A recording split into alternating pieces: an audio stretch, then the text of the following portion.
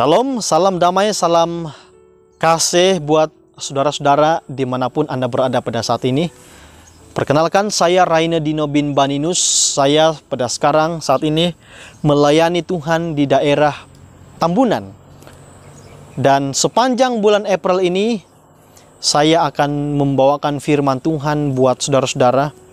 Dan saya berdoa dan saya berharap supaya kita semakin dekat, semakin berpengharapan di dalam Tuhan.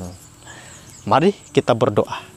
Tuhan di sorga, kami siap untuk duduk dekat kaki Yesus, mendengarkan Tuhan bersabda.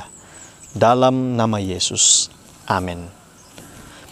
Judul renungan kita pada kali ini adalah, apakah botolmu terjatuh?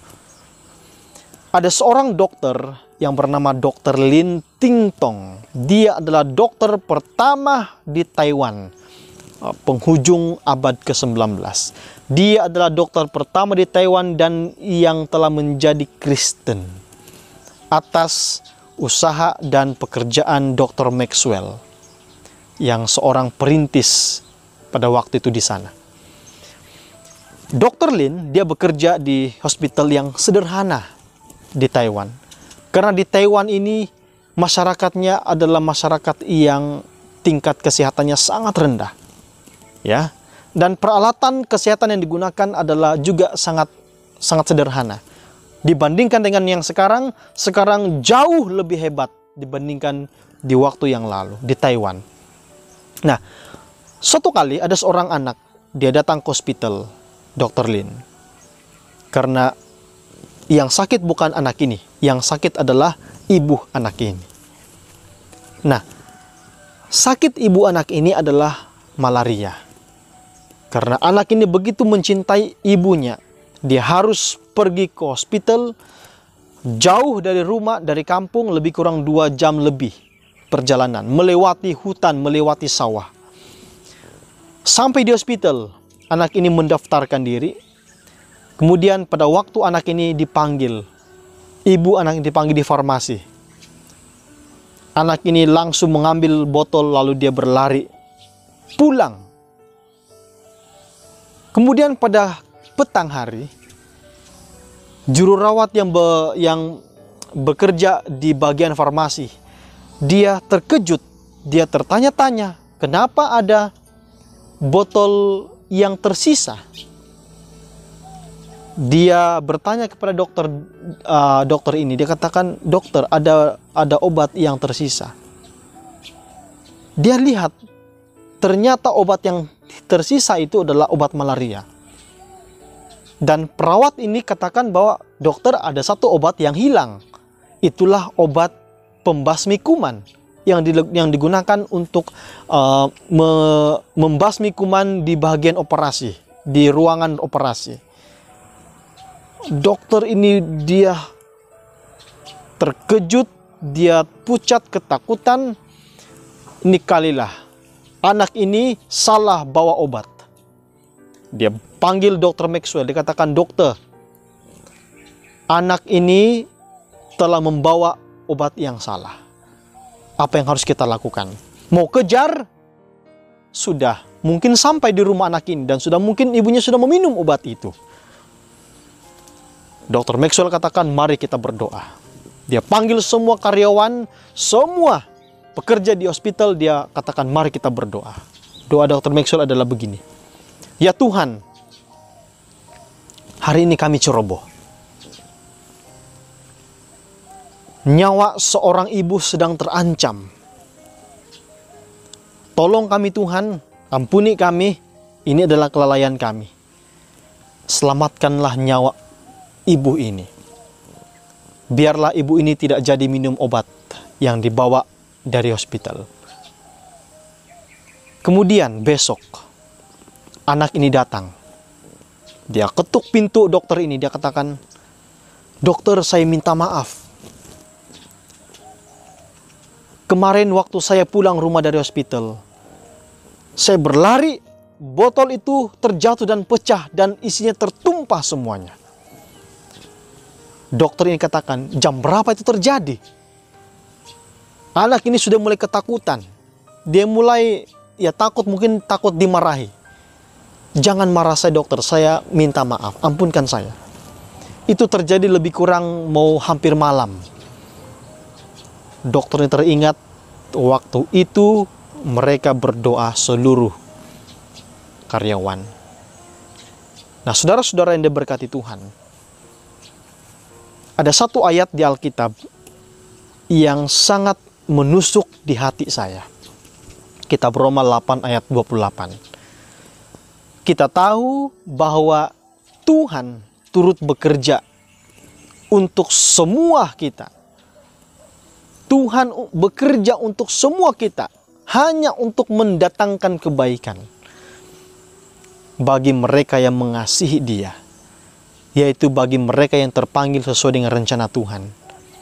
Saudara-saudara diberkati Tuhan, kita adalah umat-umat Tuhan yang istimewa.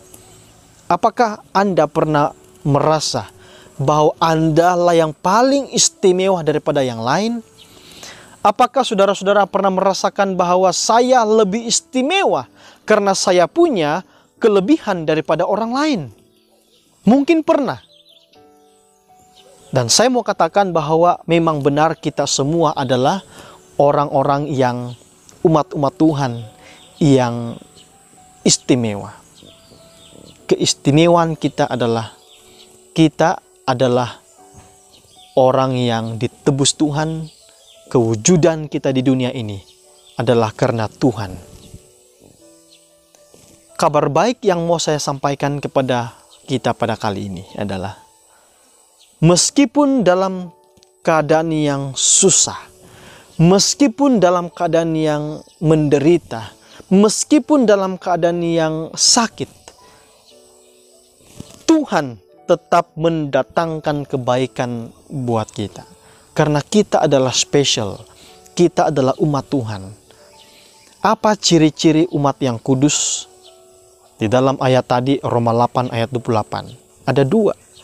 Yang pertama adalah orang yang mengasihi Tuhan. Ciri-ciri umat Tuhan adalah mengasihi Tuhan dengan sepenuh hati. Yang kedua adalah yang terpanggil sesuai dengan rencana Tuhan. Dua ciri ini adalah syarat bagi Tuhan mendatangkan kebaikannya. Ya, kita perlu perhatikan baik-baik dua hal ini. Kalau kita mengasihi Tuhan, kita terpanggil karena kita adalah direncanakan oleh Tuhan. Tuhan akan bekerja untuk kita. Anak kecil ini, dia adalah watak utama. Dia begitu mengasihi ibunya. Dia sanggup untuk datang hospital untuk mendapatkan obat, tetapi yang terjadi dia bawa obat yang salah. Kemudian perawat, watak yang seterusnya perawat ini, dia tahu dia salah, lalu dia beritahu dokter bahwa dia salah. Kemudian dokter, watak seterusnya dokter, dia tahu bahwa mereka salah, lalu dia memberitahukan kepada misionaris yang bernama Dr. Maxwell. Mereka katakan mereka salah. Dan apa yang terjadi? Mereka berdoa kepada Tuhan. Dan Tuhan mendengar jawaban daripada doa mereka. Tuhan mendatangkan kebaikan. Tuhan sudah mengendalikan. Tuhan sudah merencanakan kehidupan kita. Tuhan sudah jauh lebih yang kita tahu. Tuhan itu lebih peduli daripada diri kita sendiri, daripada orang lain. Roma 8 ayat 28. Mari kita ingat ayat ini baik-baik. Kita adalah orang-orang yang istimewa. Kita adalah orang-orang yang spesial di hadapan Tuhan. Kita tahu sekarang bahwa Tuhan turut bekerja untuk mendatangkan kebaikan bagi mereka yang mengasihi Dia, yaitu mereka yang terpanggil sesuai dengan rencana Tuhan. Terpanggil di sini bukan karena kita merasakan kita layak, bukan.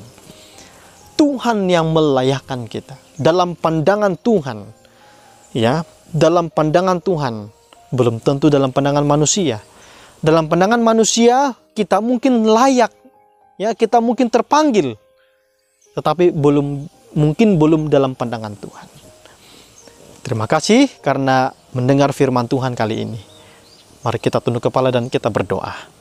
Bapa di sorga, biarlah firman Tuhan ini menguatkan kami, supaya kami benar-benar menjadi anak-anak Tuhan yang kudus, yang mengasihi Tuhan. Terima kasih Tuhan karena Engkau bekerja untuk kebaikan kami, untuk kebaikan semua manusia.